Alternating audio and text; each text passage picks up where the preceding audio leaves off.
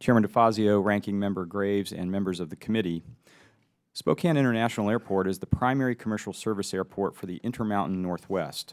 We are proud to serve approximately 4 million passengers a year who come to us across the state of Washington, Oregon, Idaho, Montana, and several Canadian provinces.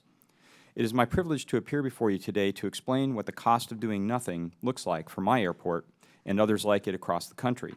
I want to emphasize 3 key points from my written testimony for your consideration. The first is the overwhelming need for investment in our nation's airport infrastructure. In Spokane, our main terminal building dates back to the 1960s. Some of our baggage handling machines are so outdated that our maintenance team has to fabricate replacement parts from scratch. You literally can't buy them anymore. Our facilities are operating beyond capacity, even as our passengers and freight volumes continue to grow. We reached an all-time record level of passenger traffic in 2018 and have seen passenger activity increase 37% since 2013, with 23% of that growth occurring in the last 2 years. The airport is an engine of economic growth for our surrounding region, but the reality is that it's an engine in need of repair. We are taking this on through a challenge project we call our Terminal Renovation and Expansion Program, or TREX. My written testimony details the full scope of the TREX project, but the primary elements are captured in a graphic that I have placed in front of you.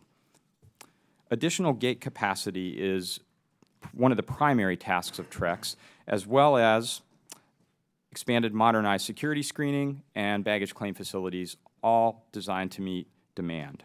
There is no question that our airport urgently needs this project. The only question is about the most fiscally responsible way to pay for it. That leads me to my second point, which is that the status quo is not working when it comes to funding airport infrastructure. There are 2 main sources of funding for airports. The federal government makes grants through the Airport Improvement Program, or AIP, but AIP funding has essentially been flat for many years. In addition, AIP funds are typically directed to airside projects, runways and taxiways, not terminal buildings or other types of improvements that are more urgently needed right now. In 1990, this committee's forerunner wisely equipped airports with another capital development tool by authorizing a passenger facility charge, or PFC, on each enplaning passenger to fund terminal and other improvements. But the $4.50 cap on the PFC has not been adjusted since 2000, meaning that its purchasing power in today's dollars is about half of what it once was. Many airports, including ours, have increasingly used PFCs as a crutch to make up for flat AIP and its declining purchasing power. Even so, together, AIP and PFCs are only generating about 1/3 of the annual funding needed to maintain and expand our country's airport system. Flat AIP funding and a cap on PFCs that has not been adjusted in almost 20 years has created a cascading series of consequences for our airport. We have been forced to delay or restructure projects that ultimately result in greater cost and complexity. And limited funding strains our cash resources and threatens to require us to take on unsustainable levels of debt in order to make critical improvements. The situation underscores my final point, which is to strongly urge Congress to increase the PFC cap.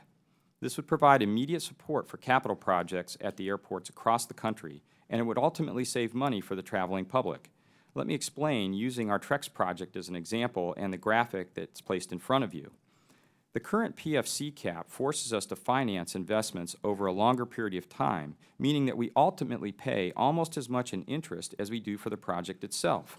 If you look at the chart, you'll see that our TREX project is estimated at $191 million, and the interest associated with that is $151 million.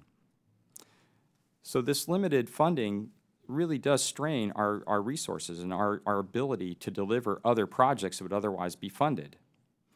If you move down this table, you can see that just a modest increase in the PFC to $650 or $850 considerably reduces that interest burden, which means that we can go towards funding additional projects and further improve the customer experience and not pay all that interest to the bank with this locally directed user fee.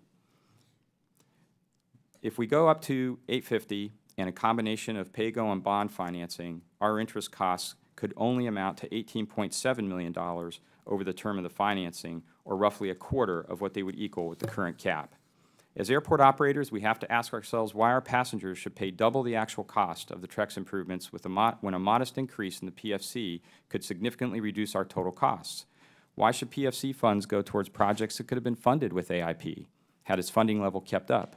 Why should a PFC that has not been adjusted for nearly 2 decades force us to take on an unnecessary level of debt? These are questions that airport operators should not have to ask, not when the answer is so clear. Increasing the PFC cap is a fiscally prudent way to start improving our airports now.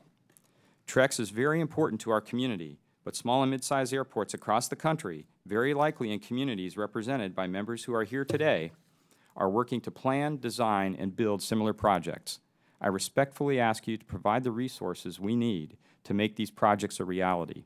I strongly urge the committee to consider increasing the PFC cap, and I welcome your questions. Thank you. Thank you, Mr. Krauter.